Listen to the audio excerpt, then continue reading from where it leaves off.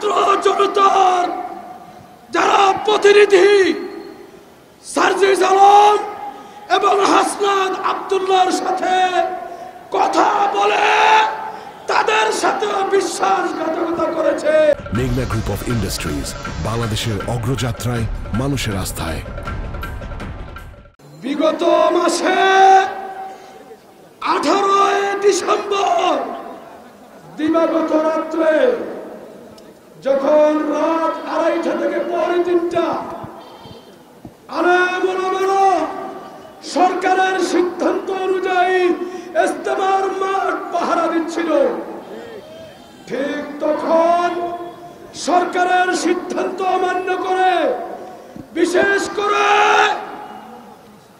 ছাত্র জনতার যারা প্রতিনিধি সার্জিস আলম এবং হাসনাত আব্দুল্লাহর সাথে কথা বলে তাদের সাথে বিশ্বাসঘাতকতা করেছে সন্ত্রাসীরা। এজন্য সরকার বুঝে ফেলেছে, আমাদের ছাত্র প্রতিনিধিরাও এই সন্ত্রাসীদের কার্যক্রম সম্পর্কে সজাগ দৃষ্টি রেখেছে। এজন্য সন্ত্রাসীদেরকে গ্রেফতার করা হয়েছিল। আমরা জানতে পেরেছি কোন অদৃশ্য শক্তির ইশারায় তাদেরকে মুক্তি দেওয়া হয়েছে।